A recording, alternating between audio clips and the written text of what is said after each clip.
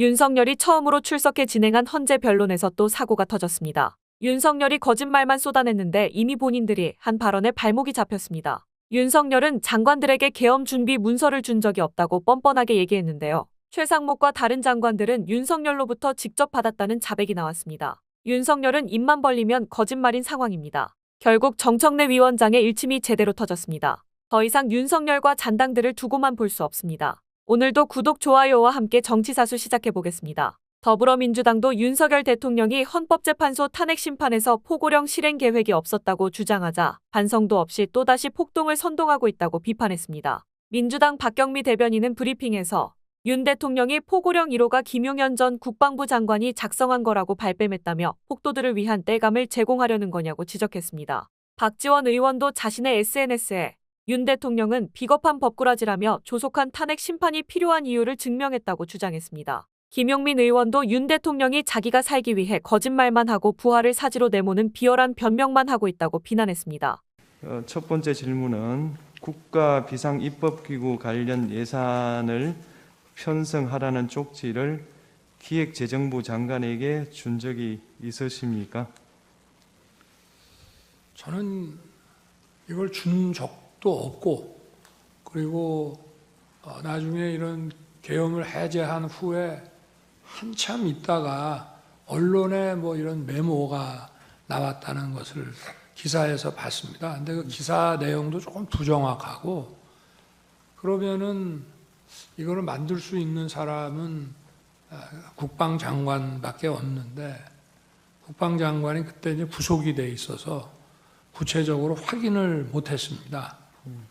그런데 그 내용을 보면 좀 그 내용 자체가 좀 서로 좀 모순되는 것 같기도 하고, 그런데 하여튼 뭐 그 부분에 대해서는 그렇습니다. 뭐 자세하게 또 물어보시면은 제가 아는 대로 답변을 드리겠습니다.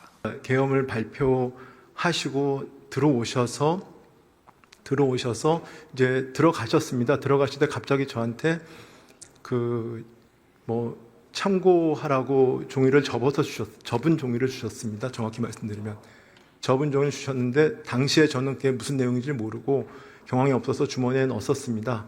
대통령이 준 자료입니다. 직접 주시진 않으셨던 걸로 기억합니다. 네. 직접 줬다면서요? 그러니까 대통령이 들어가시면서 제 이름을 저를 보시더니 저 참고 자료 이거 참고하라고 하면서 하니까 옆에 누군가가, 전 잘 모르겠어요. 누군가가 저한테 자료를 하나 줬습니다.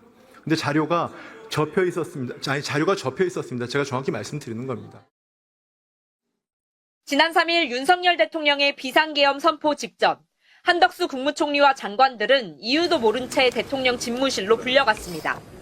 윤 대통령이 이 자리에서 돌연 비상계엄을 선포하겠다고 일방적으로 통보했던 게 당시 불려간 장관들의 공통된 진술입니다. 특히 최상목 경제부총리와 조태열 외교부 장관은 윤 대통령이 자신에게 문서를 건넸다고 국회에 나와 증언했습니다. 대통령이 들어가시면서 제 이름을 저를 보시더니 저 참고 자료 이거 참고하라고 하면서 하니까 옆에 누군가가 비상계엄 선포를 할 생각이다라고 대통령님이 저에게 말씀하시면서 종이 한 장을 주셨습니다. 비상계엄을 위해 조치해야 할 지시사항이 미리 문서로 준비돼 있었던 겁니다. 그 속에는 외교부 장관이 취해야 할 조치에 관해 간략히 몇 가지 지시사항이 있었고요.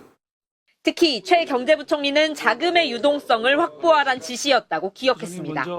제가 기억하기로는 이 비상계엄 상황에서 재정 자금 이렇게 유동성 같은 확보를 잘해라 이거 고문장만 기억은 납니다. 야당 의원들은 즉각 야당에 대한 경고성 2시간짜리 계엄인데 유동성을 확보하냐며 장기간 계엄을 계획해놓고 윤석열 대통령이 또 거짓 해명을 했다고 질타했습니다. 대통령은 이걸 금방 끝낼 생각이 아니었던 거예요. 보관이 이미 머릿속에 있었고 문건까지 작성했고 해당 장관들에게 배포한 겁니다.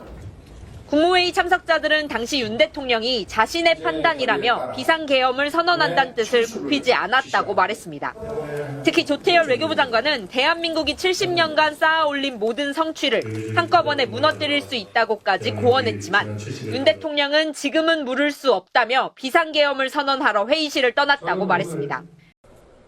12.3 비상계엄 당시 김용현 전 국방부 장관이 위헌적인 포고령 1호를 작성한 노트북을 망치로 부수게 했다는 정황이 공개됐습니다.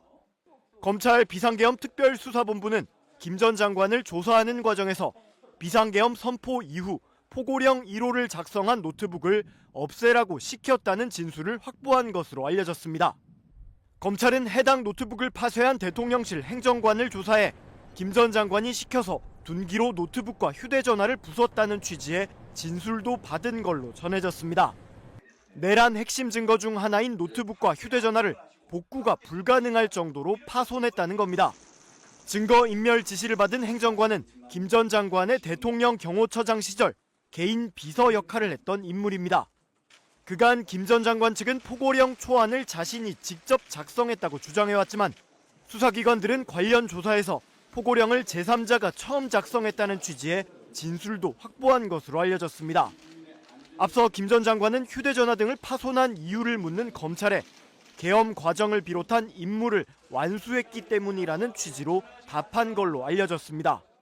김 전 장관 측은 위헌 요소가 뚜렷한 포고령 작성에 대해 윤석열 대통령이 작성 과정에서 관련 법전도 찾아봤다고 진술한 걸로 전해졌는데, 이와 관련해 윤 대통령 측은 김 전 장관이 과거 포고령을 베껴 쓰다가 문구가 잘못 들어갔다고 책임을 떠넘기는 상황입니다. 이렇게 양측 주장이 엇갈리는 가운데 포고령 작성 과정이 담긴 핵심 증거가 사라진 만큼 윤 대통령 대면 조사 필요성이 더욱 커졌다는 지적이 나옵니다. 대한민국 곳곳에서 괴벨스의 유령들이 출몰하고 있습니다. 대한민국 국민들은 거짓의 유령을 물리칠 것입니다. 불의를 몰아내고 사법 정의를 반듯하게 세울 것입니다. 죄를 지었으면 반드시 죄값을 물어야 합니다. 그것이 아주 평범한 정의입니다. 내란은 끝나지 않았고 내란은 아직도 진행 중입니다.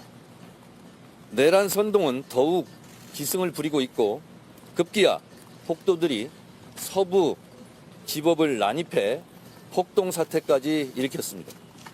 제2의 내란 사태이고 제2의 폭동 사태가 걱정됩니다. 헌법재판소도 위험합니다. 헌법재판소도 폭동의 표적이 될지 모른다는 불안감이 많습니다. 헌법재판소에 대한 경계 강화를 부탁드립니다. 대한민국의 정상화를 위하여 헌재에서 신속하게 윤석열을 파면해야 합니다.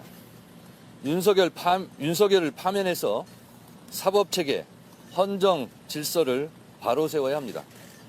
내란과 폭동이 이 땅에서 발붙이지 못하도록 헌재에서 신속한 파면을 기대하고 촉구합니다. 국회 소추위원으로서 최선을 다하겠습니다. 오늘 윤석열 대통령 출석하는 거에 대해 한 말씀 부탁드릴게요. 사람 위에 법 없고 사람 아래, 다시 하겠습니다. 법 위에 사람 없고 법 아래 사람도 없습니다.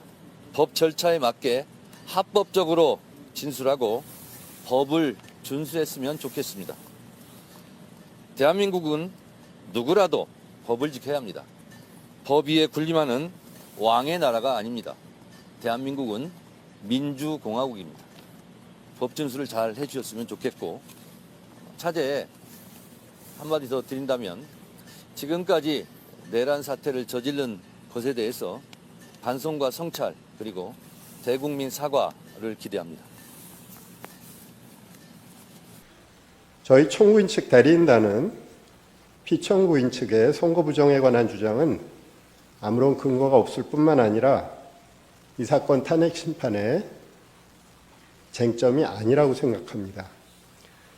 가사 선거 부정이 있다고 해도 피청구인이 비상계엄을 선포한 것, 병력을 동원해서 국회에 침입한 것 등 이 사건 소추 사유를 전혀 정당화시킬 수 없습니다.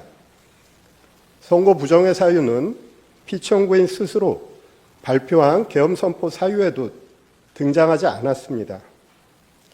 계엄 선포 도발에 실패한 이후에 비로소 자신의 행위를 정당화하기 위해서 그런 사유로 등장한 것입니다. 사실 선거 부정을 저지를 수 있는 가장 큰 위험을 가지고 있는 존재는 선거관리위원회가 아닙니다. 그보다 더욱 큰 힘을 가지고 있는 기관, 행정부이며 국가정보기관이며 이들을 지휘하는 대통령입니다. 중앙선거관리위원회를 독립된 헌법기관으로 만든 것은 대통령과 행정부 그리고 정보기관으로부터 선거관리의 독립성을 보장하기 위한 취지였습니다. 지금의 상황은 오히려 선거부정의 위험이 더욱 더 큰 기관이 선거부정을 막고 방어하는 기관에게 선거부정을 저질렀다고 비난하는 형국입니다. 이 사건 탄핵 심판은 수많은 국민들이 듣고 바라보고 있습니다. 그래서 피청구인 측의 기이한 부정선거 주장을 그대로 방치하기는 어렵습니다. 국민들에게 미치는 해로운 영향 때문입니다. 선거 공정성은 우리 민주주의의 생명이며 핵심입니다. 그것을 함부로 쓰레기통 속에 구겨 넣는 주장을 방치한다면 우리 민주주의도 어느 순간 같은 운명에 처할 수밖에 없습니다. 우리 대한민국의 민주주의 헌정 질서를 보호할 필요가 있는 것입니다. 사람이 가득 찬 극장 안에서 불이야라고 소리치면 수많은 사람을 해칠 수 있습니다. 현재 대한민국의 국가적 혼란 속에서 선거 부정의 음모론은 우리 공동체 자체를 파괴할 수 있습니다. 최근 서울 서부지방법원에서 발생한 폭도들의 만행은 이와 유사한 무책임한 주장들이 초래한 결과라고 할 것입니다. 존경하는 재판장님, 재판관님, 선거 부정론은 사법부와 검찰의 판단까지도 믿지 못하며 객관성이 없는 무리한 의혹을 제기하는 집단의 일방적 주장입니다. 이 사건 탄핵 심판의 쟁점이 아닐 뿐만 아니라 탄핵 심판 이후 오랫동안 대한민국 민주주의를 해칠 수 있는 무책임한 주장입니다. 더 이상 선거 부정의 의혹 제기 그리고 그와 관련한 증거 신청은 적절하게 제한해 주실 것을 요청드립니다. 오늘 내용은 여기까지입니다. 유익하셨다면 구독과 좋아요 한 번씩 부탁드립니다. 대한민국이 바로 서는 그날까지 정치사수가 함께하겠습니다. 감사합니다.